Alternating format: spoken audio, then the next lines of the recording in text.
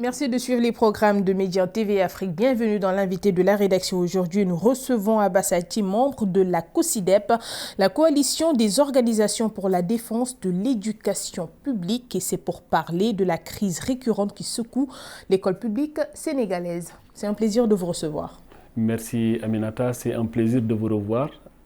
Un plaisir partagé. Alors, plusieurs syndicats dont le G20 et le G7 haussent le ton pour réclamer la satisfaction définitive et immédiate surtout de leurs revendications à cause d'une stabilisation du secteur éducatif. Là, si vous vous souvenez bien, Aminata, lors de notre dernière émission, nous avons déploré la situation de pourrissement et nous voudrions effectivement que ces syndicats d'enseignants qui sont partis en mouvement de grève puissent quand même après leur premier plan d'action, que des solutions idoines soient trouvées. Mais malheureusement, tel n'est pas le cas. Nous assistons à une situation de pourrissement, à un dialogue de sourds, comme du côté du syndicat, comme du côté aussi du gouvernement. Et ceci va à l'encontre, bien sûr, de l'école publique, surtout des élèves qui apprennent dans les établissements publics. Parce que plus on va dans l'année, plus il y a des heures de cours qui sont ratées et ça va gréver bien sûr les programmes. Et au finish, ces élèves seront évalués de la même manière que leurs pairs qui sont dans le privé. Alors la situation s'empire de plus en plus. Pourquoi les revendications peinent autant à être satisfaites? D'un côté, nous assistons au dialogue de sourds. Il y a des pas qui ont été faits certes par le gouvernement par rapport à la plateforme revendicative, par rapport à certains points, comme par exemple la dématérialisation, comme par exemple les actes d'avancement avec les opérations coup de poing. Mais par ailleurs, c'est surtout le point d'échappement, c'est au niveau des rappels d'avancement et d'intégration. On note quand même une lenteur extraordinaire par rapport à cela. On a vu même les nombreuses médiations du docteur Cheikh Kanté qui a été dépêché par le président Macky Sall lui-même pour gérer cette situation, mais lui-même semble dépassé par le problème. Comment expliquer le mutisme de l'État face à cette situation? Oui, quelquefois, les syndicats, eux, ils disent que lors de ces réunions de monitoring, les ministères concernés envoient leur second couteau, ce qui ne contribue pas au règlement définitif de la situation.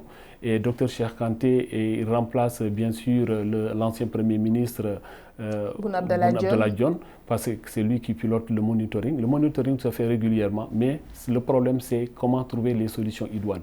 Il va falloir que d'un côté que les syndicats assouplissent peut-être leur position et que aussi le gouvernement de son côté fasse quand même violence sur lui-même et que donne des gages aux syndicats pour qu'on puisse quand même aller vers une fin d'année apaisée dans le système. Et parmi ces gages, on l'a vu, ils réclament surtout le face-à-face avec le président de la République, Macky Sall lui-même, pour résoudre justement ce problème-là. Oui, ils réclament le face-à-face. Ce ne sont pas les seuls, parce qu'il y a beaucoup de syndicats qui le réclament, mais je crois que c'est par palier. Et il y a le dialogue social, il y a les ministères qui sont là. Dans un premier temps, si nous acceptons tous vraiment de nous réunir autour d'une table et de parler en toute sincérité des problèmes, de ce qu'on peut faire et de ce qu'on ne peut pas faire, je crois qu'on est en Sénégalais, on pourra trouver des solutions avant que ça ne puisse accéder sur la table du président de la République. Et pendant ce temps, il y a le ministre aussi sénégalais de l'enseignement supérieur, Cheikh Oumar Anne, qui appelle à une pacification de l'espace universitaire, ce qui est en ébullition aussi. Et là, c'est au tour des étudiants de dénoncer leurs conditions de travail. Effectivement, depuis l'avènement, disons, des universités régionales, on note quand même des difficultés. Pas mal de difficultés parce qu'il y a des infrastructures qu'on est en train de construire et à chaque année, on a un nombre incalculable d'étudiants, de bacheliers. Déjà pour l'année 2019, plus de 49 000. Voilà, on a déjà des problèmes d'orientation et tout ça. Donc, raison pour laquelle les étudiants se trouvent à l'étroit, soit c'est dans des restaurants, ou bien c'est dans des amphithéâtres, ou bien dans même leur logement, de sorte qu'eux aussi, ils commencent à bouger. Et du côté même des enseignants du supérieur du Ziguinchor, eux aussi, ils ont commencé à bouger en disant qu'il n'est pas question qu'ils fassent cours en dehors du campus qui est attribué à l'université de Ziguinchor. Donc plusieurs problèmes se posent. On ne dépasse pas la franchise universitaire qui a été dédiée à l'université. Et dans tout ça, quelle est la part faite par le COSYDEP? COSYDEP, nous tenons toujours à notre politique, c'est-à-dire de rapprocher toujours les partenaires, parce qu'on ne voit pas l'État et les organisations syndicales comme des adversaires ou des ennemis, mais nous les voyons comme les partenaires. À chaque fois que le besoin est en souterrain, nous traitons aussi bien avec le gouvernement, mais aussi avec les organisations syndicales, mais avec toutes les autres personnes ressources vraiment capables de régler cette situation-là. Mais il faudrait aussi qu'une des parties lâche du lest, hein? Oui, bon, tout ceci se fera autour d'une table. Tant qu'au préalable, on n'a pas réglé, disons, en souterrain, cette rencontre pour voir exactement sur quels sont les points d'échappement et réfléchir plus profondément sur les solutions idoines par rapport à ces points-là, on ne trouvera pas de solution.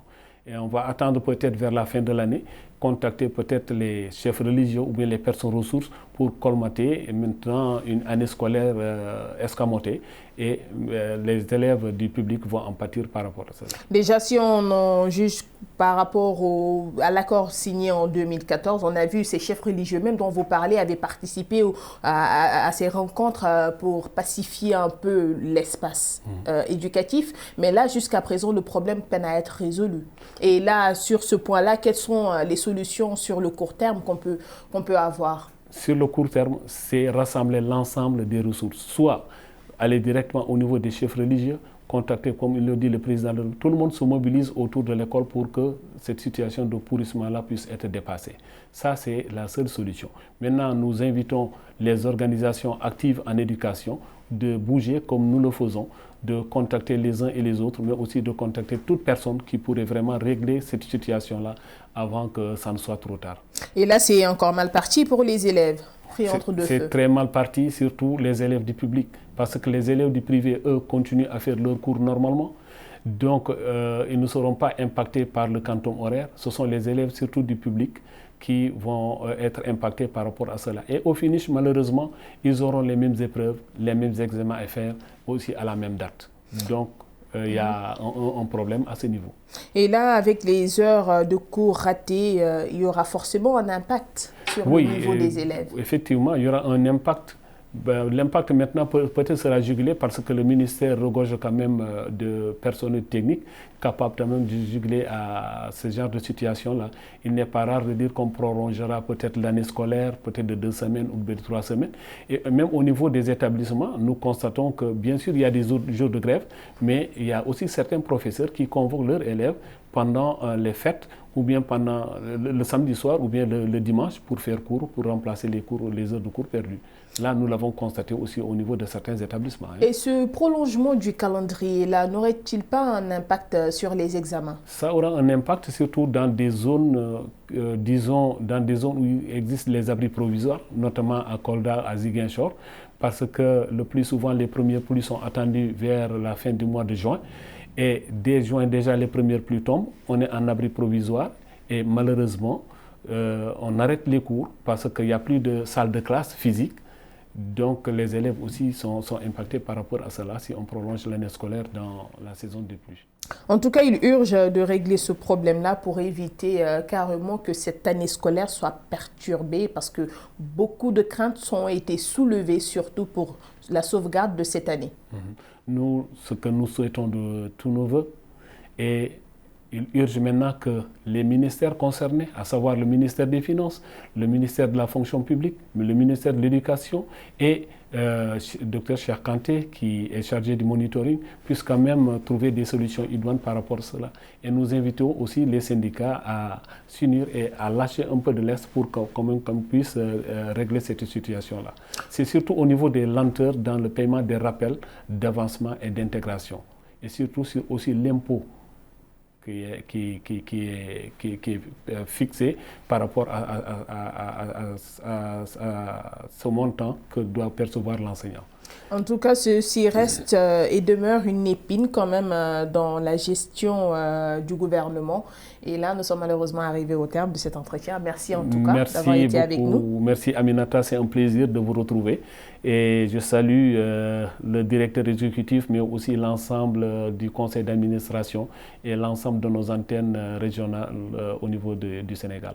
Merci en tout cas. Merci beaucoup. Ainsi se referme cet entretien. Merci de l'avoir suivi. Bonne suite de programme sur Médian TV Afrique.